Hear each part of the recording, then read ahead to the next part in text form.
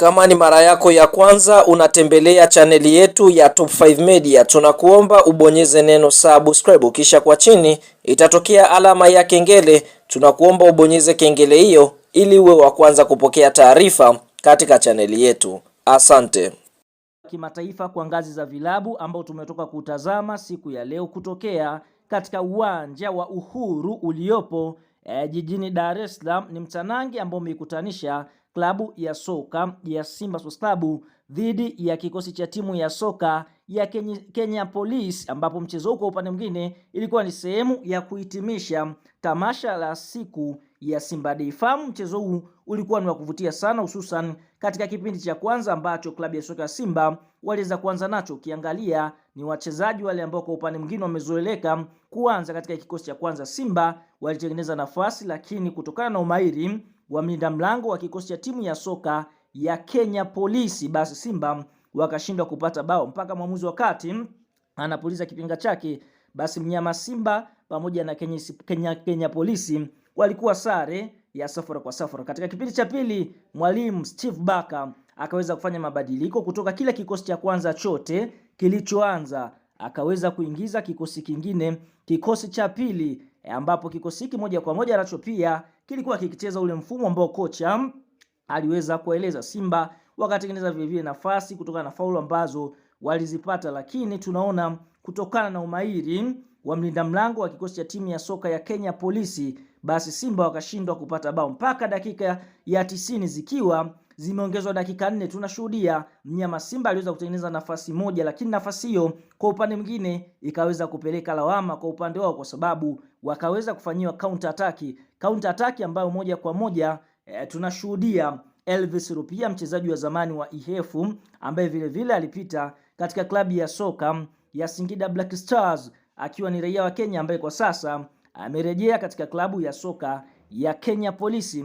Basi Elvis Rupia akaweza kuiandikia klabu ya soka ya Kenya Police bao la kuongoza, na mpaka mwamuzi wakati anapuliza kipenga chake, basi matokeo ndo kama hivyo. Mnyama Simba ameshindwa kutamba katika kile kilele cha siku ya Simba Day. Na mara baada ya mchezo huu kumalizika, tunaona kituo kinachofuatia ni mchezo wa fainali ya ngao ya jamii, mchezo ambao unatarajiwa kuchezwa tarehe 12 ya mwezi wa 8 majira ya 2:30 usiku katika uwanja wa pale visiwani Zanzibar, ambapo Simba watakwenda kukutana na klabu ya soka ya Yanga Sports Club. Bwana, tuambie mara baada ya kukiona kikosi cha wekundu wa Msimbazi jinsi ambavyo kimeweza kucheza katika mchezo huu wa kilele cha siku ya Simba Day, ni umevutiwa na kiwango ambacho Simba wameweza kuonyesha? Kwa sababu matokeo aliyopata si matokeo mazuri, ambapo kila mwana Simba hajafurahishwa nayo. Kwa nenda kwenye comment, alafu tuambie nini kifanyike ili klabu ya soka ya Simba iweze kurudi katika makali yake. Sasa mara baada ya mchezo wa klabu ya soka ya Simba Sports Club na kikosi cha timu ya soka ya Kenya Police kumalizika na klabu ya soka ya Simba kuweza kupoteza katika mchezo wao wa kwanza kuelekea katika michuano ya ligi kuu na michuano ya ligi ya mabingwa na michuano mingine ya ndani kama ngao ya jamii, kombe la CRDB Bank Federation Cup, basi kupitia Rais wa Jamhuri ya Muungano wa Tanzania Mheshimiwa Mama Samia Hassan Suluhu katika mtandao wake wa Instagram ameweza kutoa neno kwa hiki ambacho kimeweza kujiri kunako klabu ya soka ya Simba kuweza kupoteza mbele ya kikosi cha timu ya soka ya Kenya Police. Rais Samia anasemaje? Kupitia mtandao wake maalum, Samia Suluhu Hassan anasema hivi: "Jiwapongeze klabu ya soka ya Simba kwa tamasha lililofana la Simba Day 2026 lililoambatana na maadhimisho ya kutimiza miaka 90.